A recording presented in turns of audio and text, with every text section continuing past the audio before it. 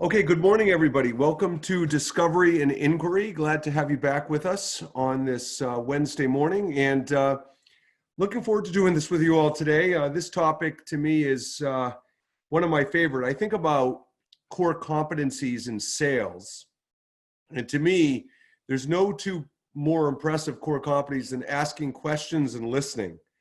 But I'm going to take a little bit of a different approach on this today than what you may be used to.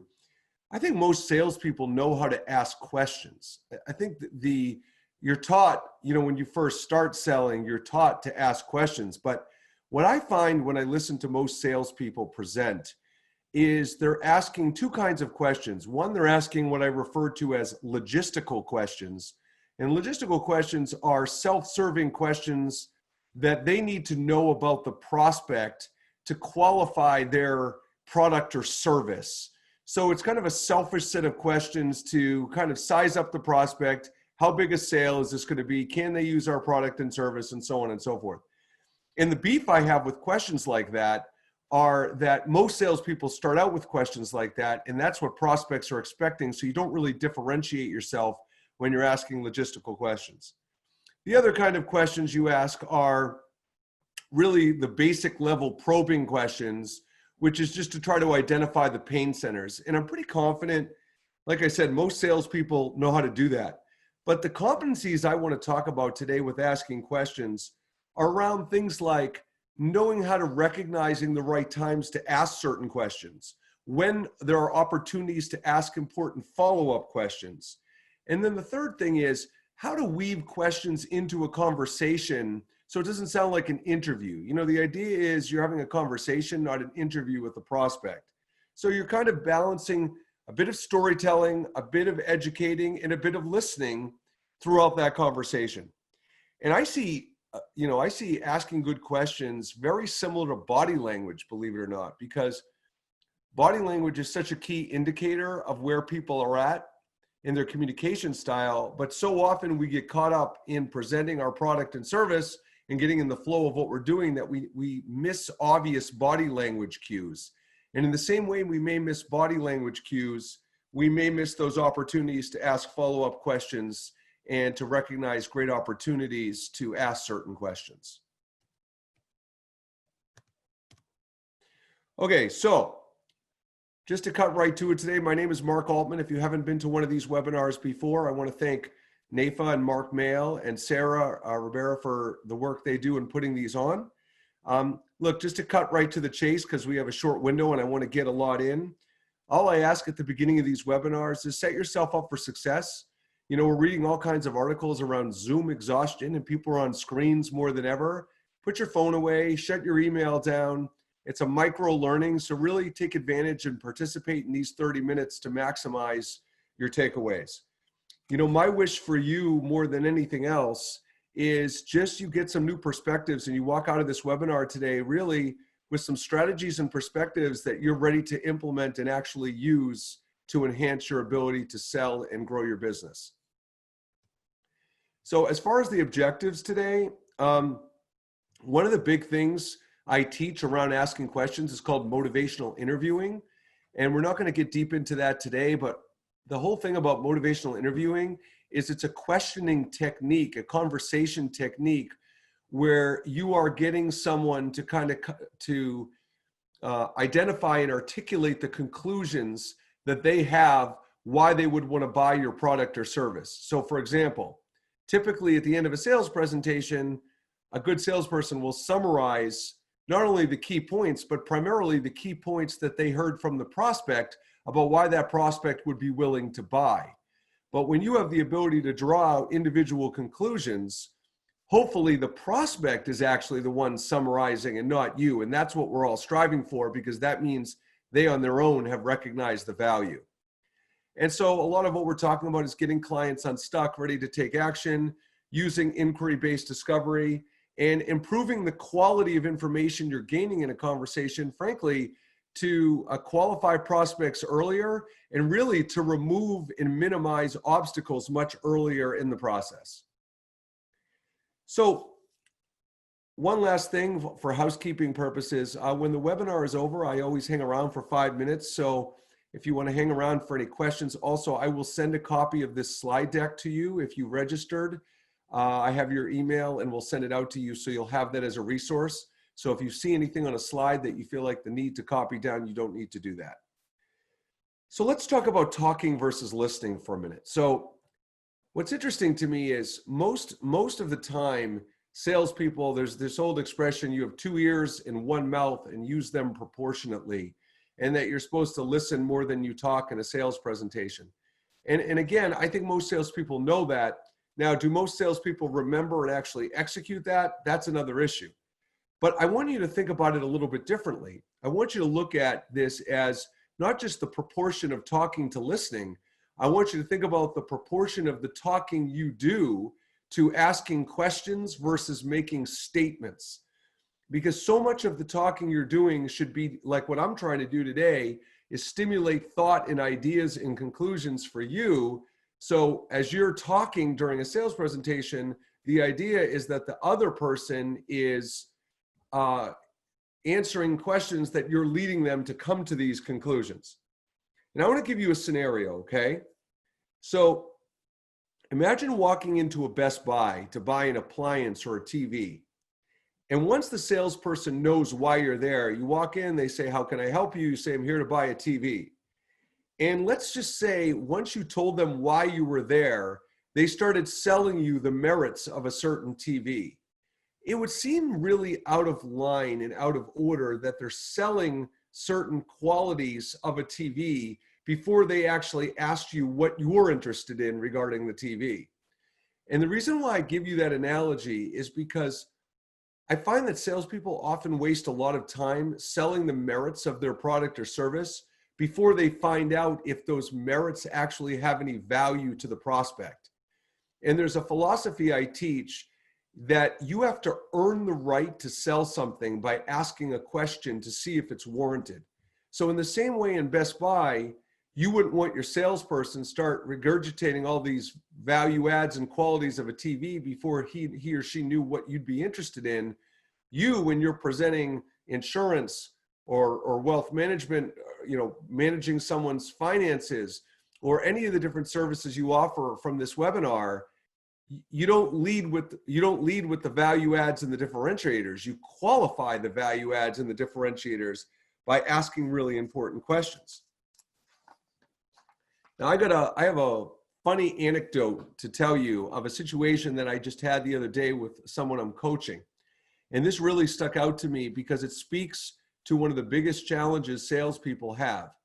So this was a guy that in his business, he comes across a lot of RFPs. And if you're not sure what an RFP is, it's a request for proposal. So he's often in situations where he's bidding against other companies for the work. And so I posed the question to him. I said, what happens when you submit your bid and you get the results from your contact person and they let you know that, let's say your bid is $500 higher or $1,000 higher or whatever the difference is? I said, what do you do? He said, nothing. I lost the bid. I just say, thank you for the opportunity and hope I get a chance to bid again. And so this is a prime example, and this is why I'm bringing it up, of why it's such a critical opportunity to ask a question.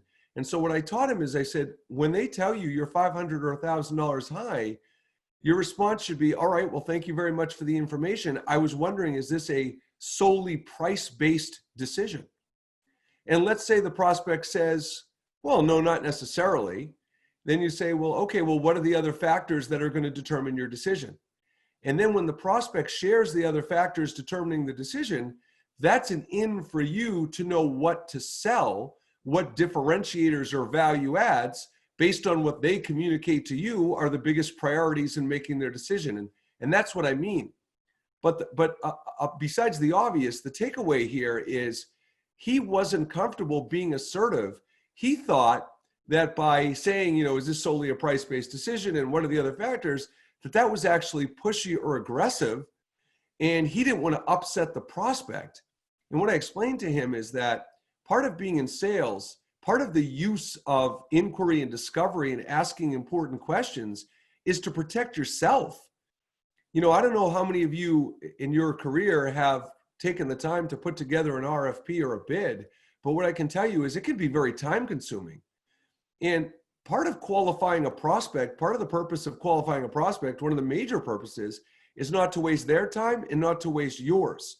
So understand that when you're making that decision, when you have the choice to ask a certain assertive question to protect a future investment of time and to protect against really understanding and spinning your wheels on something that's never going to happen, that's a prime opportunity to ask a question. As I've mentioned in previous webinars, one of the challenges with salespeople is they really struggle to be assertive at times because salespeople are so busy overcompensating for not wanting to sound like a salesperson that they tend to become passive and not ask difficult and important questions throughout the sales presentation and throughout the many sales conversations you might have because they don't want to be perceived as pushy. And so it's just crazy because salespeople have gone the complete opposite direction they should because of fear of how they're going to be perceived. Now, I'm going to give you a handful of questions, okay? And as I talk to you about these questions, the first thing I want you to do is, as I was just alluding to, think of the mental block that may get in the way of asking these questions. Part of it is what I just alluded to, but part of it is also knowing the right time to ask. What I try to do is I follow a philosophy of weaving. And so I don't typically ask all my questions up front. I ask maybe 2, 3, 4 questions up front to get started. And then I find intermittent points throughout the presentation to time certain questions. Now, there are 3 kinds of questions I want to talk about today, and then I'm going to give you a few examples of each. One of them are what I call problem and possibility questions. And I'm quite confident almost all of you, if not all of you, are probably asking those kinds of questions. Those are the probing level questions where the salespeople's dying to find out what those pain centers are so they can capitalize on the opportunity. So most salespeople have that down. The next couple of questions are the questions I see often get ignored. One of the categories are process questions. And process questions are their buying process. And let me be very clear. When I talk about buying process, I'm not just talking about the decision makers, okay? Certainly you want to know who the decision makers are, how the decision's going to be made. Are there going to be meetings that maybe you may or may not be able to attend to review that decision and review the pros and cons of your product or service? Yes, that's part of the process. But the other kinds of process questions are, I want to understand how my prospect likes to communicate. I want to understand the preferred mode of communication. You know, I want to understand what the customer's ideal buying experience looks like. You know, when they already have vendors or people that they like to work with, why do you like to work with them? What has been the experience like with your existing or previous vendors that has made it so enjoyable? That's a huge question. You know, a lot of people are very particular when they deal with the salesperson of how they want that conversation and communication to go. So yes, you want to know about the decision makers, but you want to know what their ideal buyer experience looks like. And you also want to know their mode and method and frequency of communication. Those are all critical process questions. And then the third kind is perception. And what's interesting about perception is this is the whole always be closing thing. See, to me, always be closing is a very confusing phrase because it feels pushy.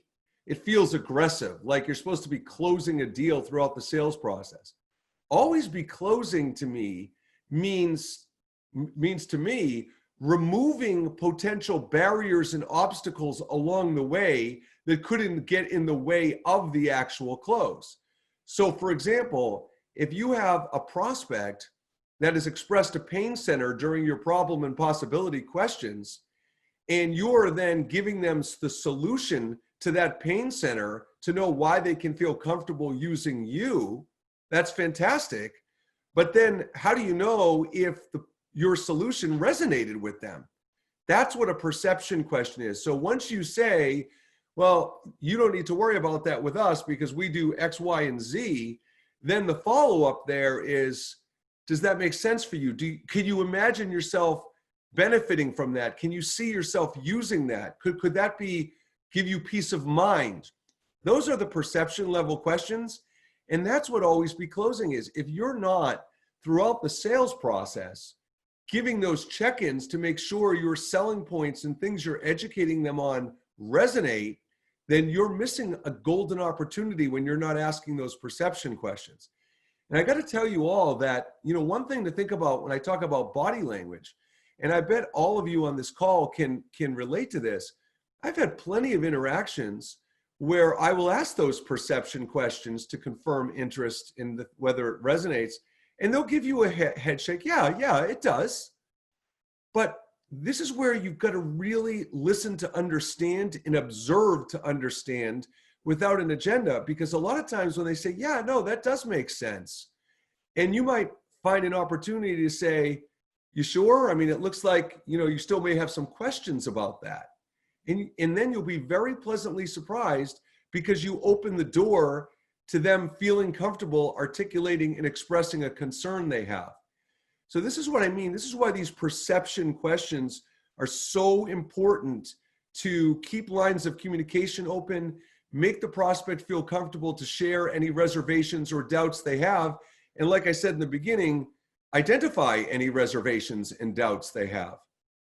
Now, a lot of times with questions, companies like to use fluff words when they differentiate themselves. They like to use words like service and quality and price and performance and follow through. I mean, these are all buzzwords companies use to sell themselves.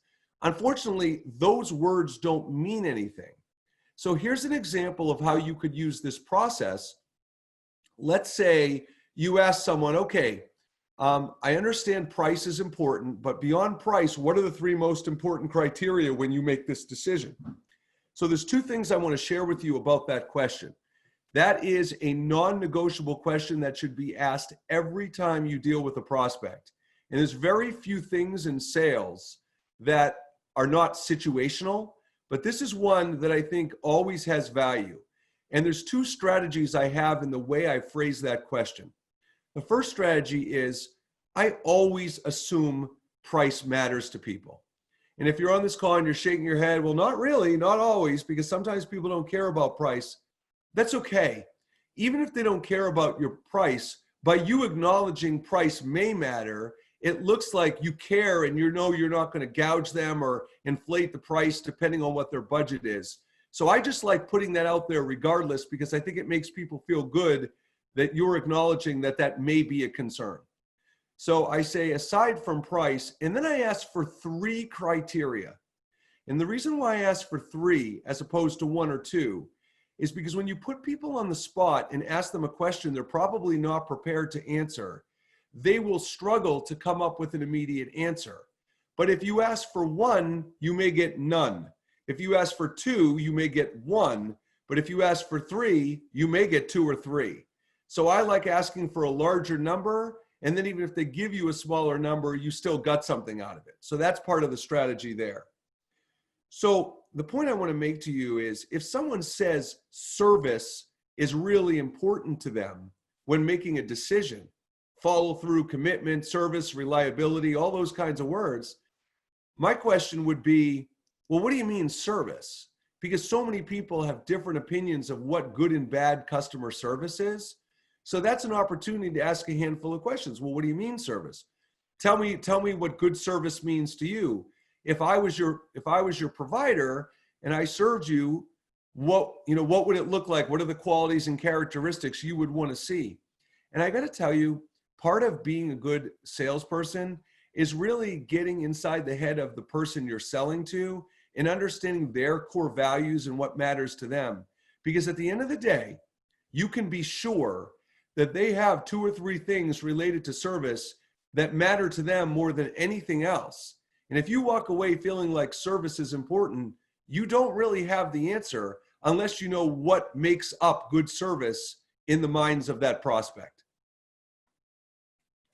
So let's talk about objections in the close.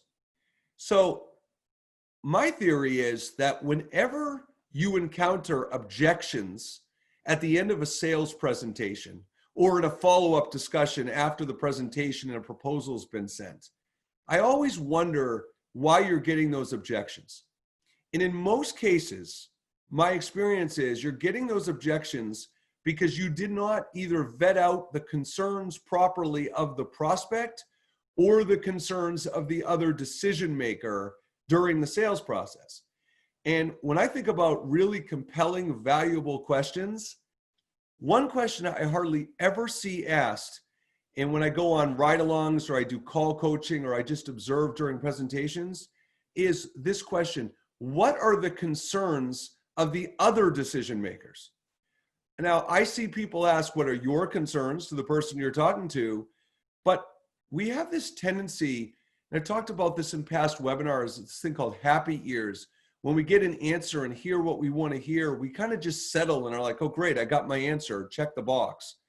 But the whole thing is that understanding when that person finishes, when your contact person finishes talking and listening to you, they will retain, 10 minutes will go by and they'll retain only about 10% of what you told them.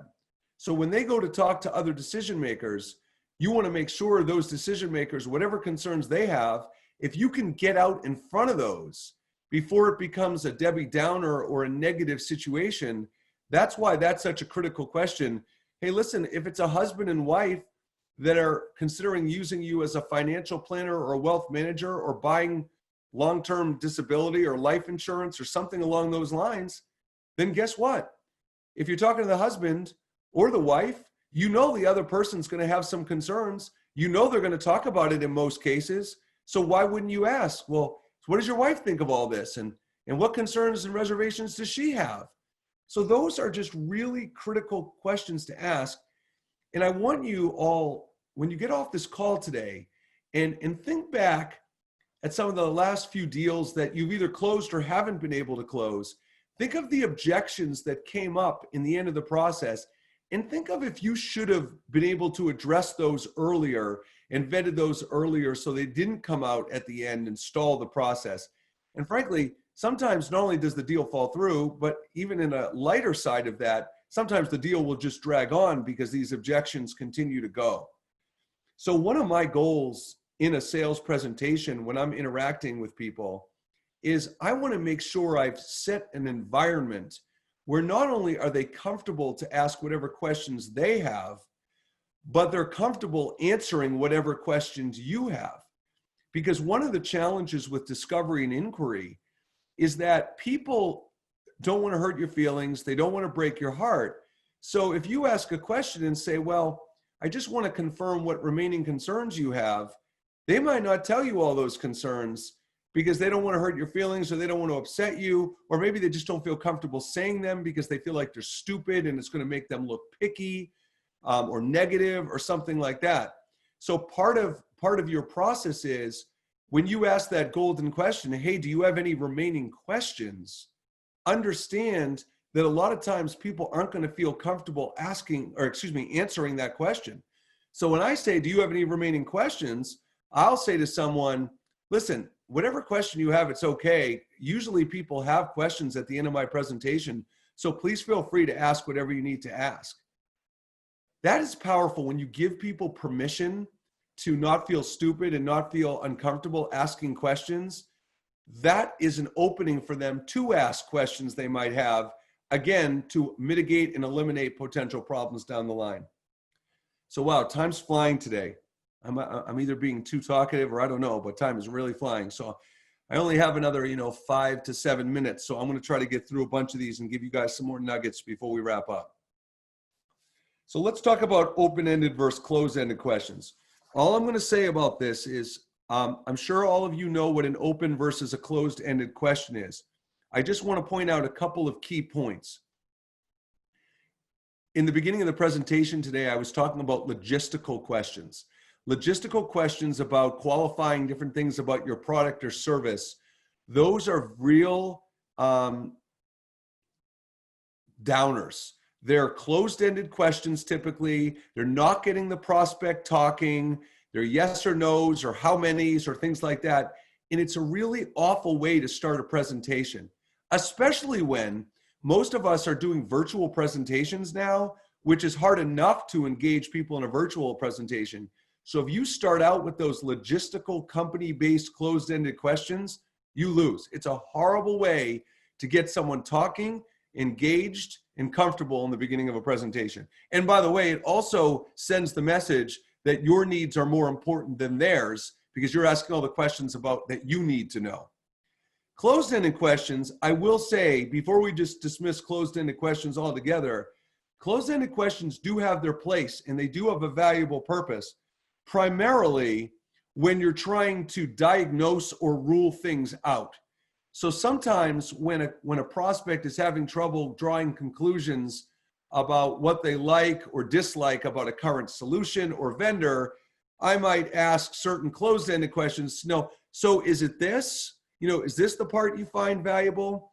I also refer to that as heavy lifting because when people are struggling to come up with answers, sometimes you can throw out some ideas to stimulate thought. So closed-ended questions have their place to rule out or diagnose problems.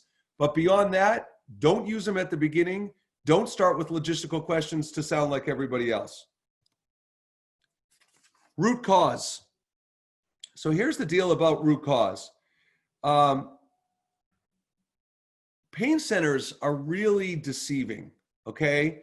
And the thing about pain centers is, and I'm going to actually take you through, this is the last thing I'm going to cover with you guys today because I really want you to take you through an example so you understand what I'm talking about root cause questions. So I'm going to take you through a little scenario. Watch this, okay? So one of my signature questions I ask at the beginning of a presentation is, so let's say the prospect told me that they were recommended, I was recommended. So I'll say, okay, great, that's great news. Who recommended us and what did they say?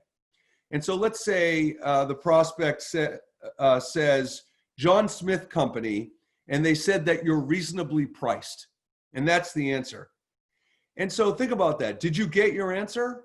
You really didn't, because yes, you got the answer as far as who recommended us, but that you're reasonably priced, that doesn't tell you anything really. So they think you're going to come in at a good price point, but you don't really know what services and products they're going to be asking for. So then I say, well, why now? Why did you call on me now? Why have this meeting? You're busy. Why take this time? And they say, well, I would imagine, no, they say, well, our sales numbers have been declining over the past few months. And so we decided to have the meeting. But again, that didn't answer the question, because if the sales numbers have been declining over the last few months, they could have reached out to me a week ago, a month ago, 2 months ago. Why all of the sudden now? This is important, you guys, because when you're thinking about asking questions, something has happened within the organization with that person. They just didn't wake out of bed this morning and go, you know what, boy, I've got a sales problem. They've been stewing about this for a long time, and what put them over the top? So if someone says you were recommended because you're reasonably priced, my response would be, oh, that's great news. What else did they say about us? Because you want to know not only what your referral partners are saying about you, but you want to know what they like about you and what resonated about you that made them take the meeting. If they say their sales numbers are declining for months because they met with you, you want to know, well, that's good information, but what really pushed you over the top if this has been going on for a while?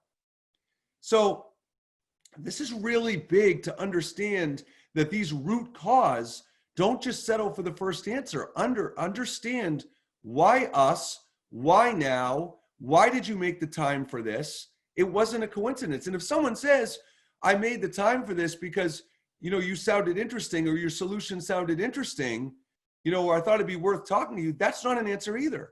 You need to ask more root cause questions to understand, well, that's great. I'm thrilled to hear you made the time to meet, but what is it that you really were willing to talk more about?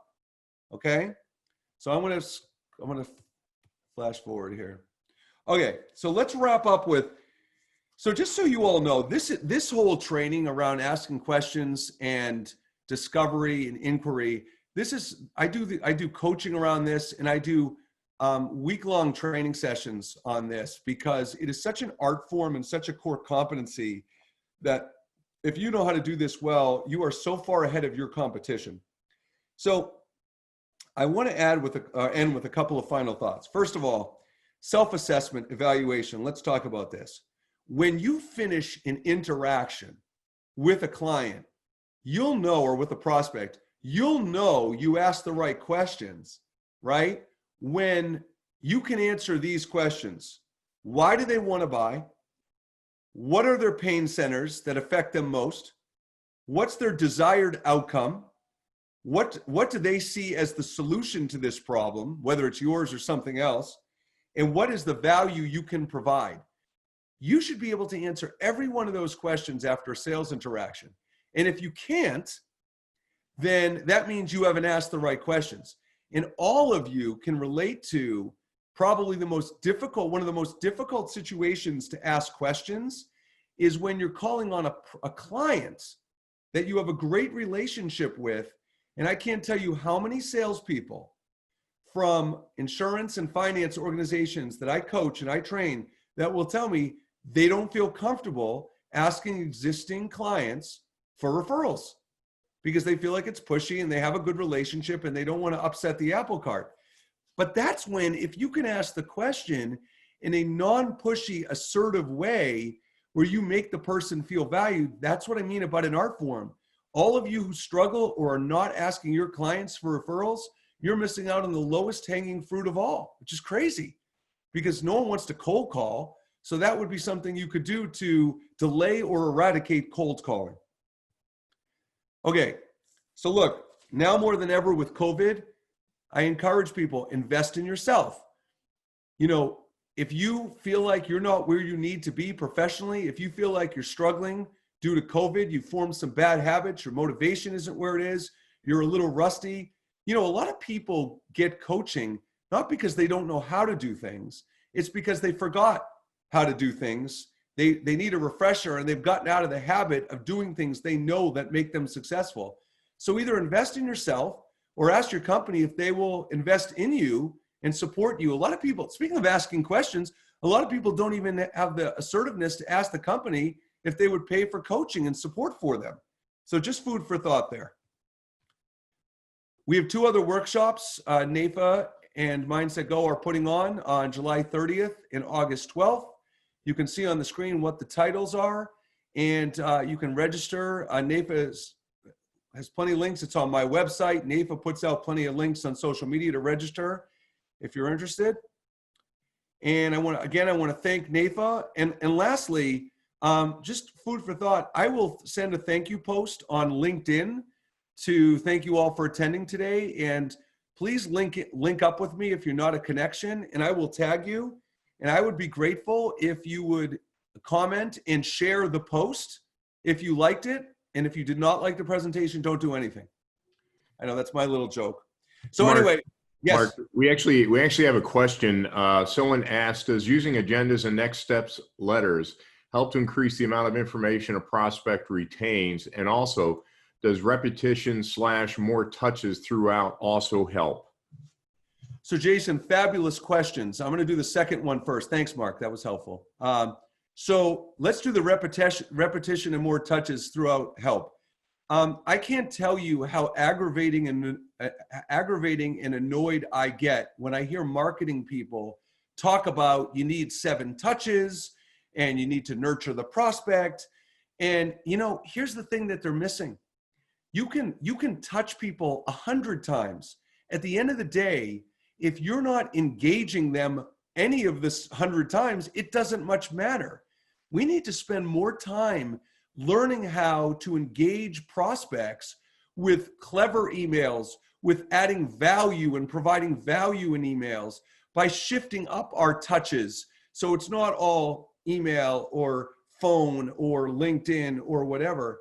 So I would say more touches help if they're the right touches and if you're engaging. And one of the things I will offer anybody on this call today, no charge, is if you're not confident you write good emails and you get good response and follow-up, send me a sample email that you want some feedback on, and I'll give you feedback.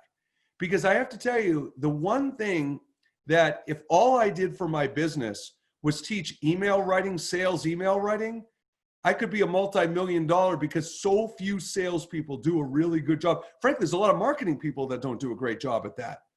So that's my answer to the second question. And the first question is using agendas and next step letters.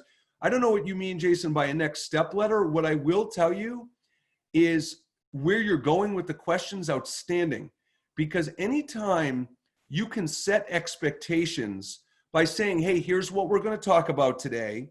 And then when the presentation's over, sending a summary like, okay, based on what we discussed today, here's what I heard are the most important things to you. Here's what my next steps are. Here's what your next steps are. It's a mandatory kind of thing to do. So Jason, if you mean putting the information in writing to not only make sure the prospect retains it, but part of the training I do is you're creating a script for the prospect to use when they try to sell your product or service to the other decision makers. So what you're asking is outstanding. Yes, it makes a huge difference, and keep doing it. Any other questions? Okay, Jason, good to hear. Yeah, listen, I mean, one of the things that I'll leave you with this final note, one of the things that's so tricky to me in sales is you're rejected so much of the time that there's such an opportunity to second guess. And so this is why part of what's really important about developing good habits in sales is really being able to properly ascertain what habits are you using that are working, and recognizing what habits that you're using that aren't working.